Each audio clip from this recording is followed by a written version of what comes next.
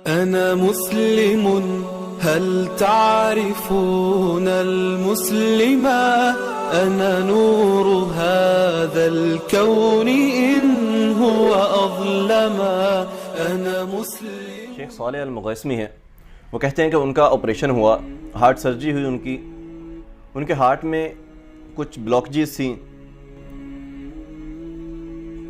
کچھ ایشو تھا ان کے ہارٹ میں، تو ان کی ہارٹ سرجری کی گئی. وہ کہتے ہیں کہ میں ڈاکٹرز نے میرا آپریشن کیا، میں بہت پریشان تھا، ڈاکٹرز نے میرا آپریشن کیا، الحمدللہ سکسیسفل ہو گیا. تو انہوں نے ٹانکے لگا دیے اور میں اٹھا، آئی واز ریلیکسڈ.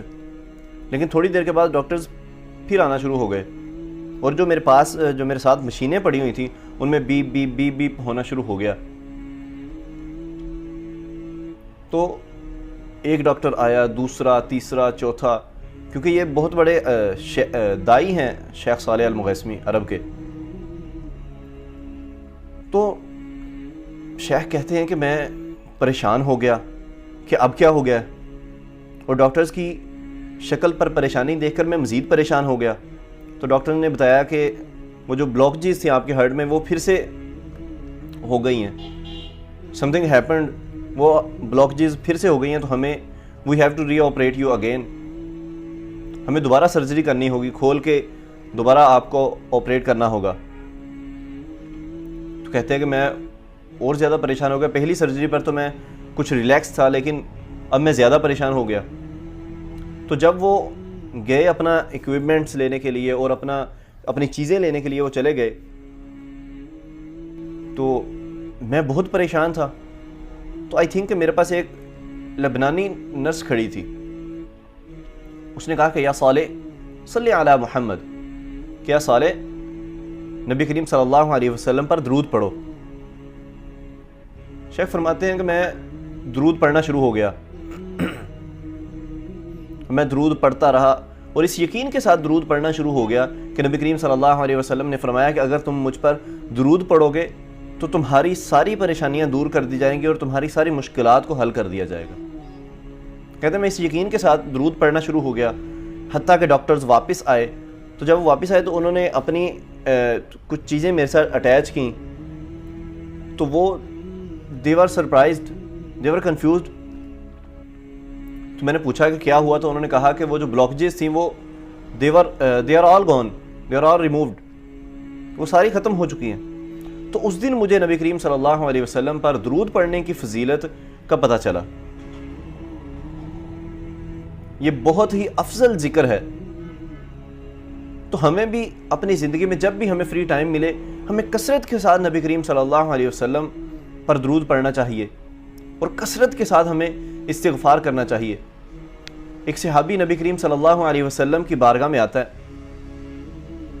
اور آ کر کے سوال کرتا ہے کہ اللہ کے رسول، نجات کا راستہ بتائیں مجھے، کس چیز میں نجات ہے؟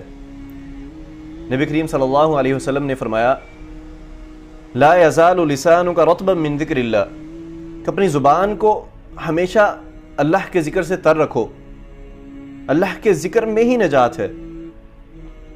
پھر نبی کریم صلی اللہ علیہ وسلم نے فرمایا کہ خوشخبری ہو اس شخص کے لیے کہ جس نے کل قیامت کے دن جب اپنا نامہ اعمال دیکھا تو اس کے نامہ اعمال میں کثرت کے ساتھ استغفار تھا. تو ہمیں کثرت کے ساتھ اپنا جتنا بھی ہمیں وقت ملے اس میں ہمیں کثرت کے ساتھ نبی کریم صلی اللہ علیہ وسلم پر درود بھی بھیجنا ہے اور اپنا استغفار بھی کرنا ہے، اللہ تعالیٰ سے اپنے گناہوں کی معافی بھی مانگنی ہے. ایک بہت ہی مشہور واقعہ حضرت امام احمد بن حنبل رحمہ اللہ کا، کہ وہ ایک سفر پر نکلے، رات ہو گئی انہوں نے ایک مسجد میں اجازت چاہی کہ میں یہاں آرام کر لوں، تو مسجد سے انہیں اجازت نہ ملی. تو ابھی یہ ان کا تکلم اور یہ کلام ہو ہی رہا تھا مسجد والوں کے ساتھ کہ باہر سے ایک شخص گزرا جو نان بنانے والا تھا. اب وہ شخص جب دیکھتا ہے کہ ایک بزرگ کو مسجد میں رہنے کی اجازت نہیں مل رہی، تو وہ مسجد والوں سے کہتا ہے کہ آپ انہیں تنگ نہ کریں، آپ انہیں میرا مہمان بننے دیں.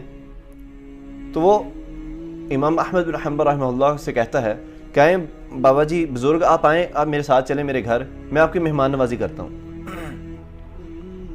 تو امام احمد بن حنبل رحمہ اللہ اس شخص کے ساتھ چلے جاتے ہیں، اس نان بنانے والے بھائی کے ساتھ، اس کے گھر چلے گئے. اب رات ہو گئی، رات کا وقت ہے، تو وہ شخص اٹھا، اس نے آٹا گوندنا شروع کیا اپنا، اور ساتھ میں پڑھ رہا ہے استغفر اللہ استغفر اللہ استغفر اللہ استغفر اللہ.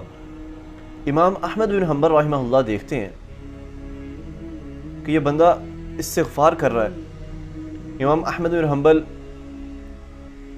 اس سے سوال کرتے ہیں کہ کیا اس ذکر نے کبھی تجھے زندگی میں کوئی فائدہ بھی پہنچایا ہے؟ کہ یہ جو تم استغفار کر رہے ہو، کیا اس ذکر نے کبھی زندگی میں تمہیں رہتے ہوئے کوئی فائدہ پہنچایا ہے؟ تو وہ شخص کہتا ہے کہ اب آپ نے پوچھ لیا تو میں آپ کو بتا دیتا ہوں کہ میں ایک فقیر شخص تھا. جب سے میں نے یہ ذکر کرنا شروع کیا ہے نا، اللہ تعالیٰ نے اتنا مال دے دیا کہ مجھ سے سنبھالا ہی نہیں جا رہا. اور پھر جو بھی دعا میں اللہ تعالیٰ سے کرتا ہوں، اللہ سبحانہ و تعالیٰ میری ہر دعا کو قبول کرتے ہیں. بس ایک دعا ہے میری جو ابھی تک قبول نہیں ہوئی. تو امام احمد بن حنبل رحمہ اللہ فرماتے ہیں کہ وہ کون سی دعا ہے جو ابھی تک تمہاری قبول نہیں ہوئی؟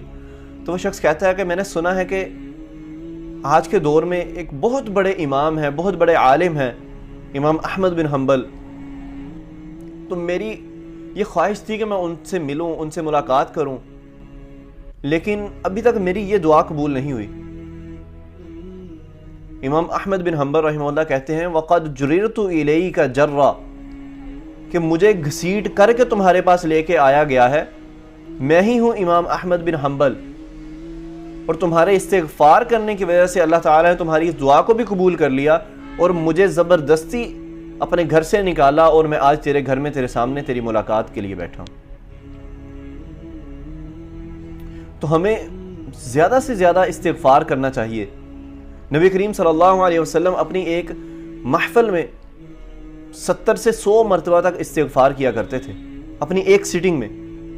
تو ہمیں استغفار بھی کرنا ہے اور کثرت کے ساتھ نبی کریم صلی اللہ علیہ وسلم پر درود پڑھنا ہے.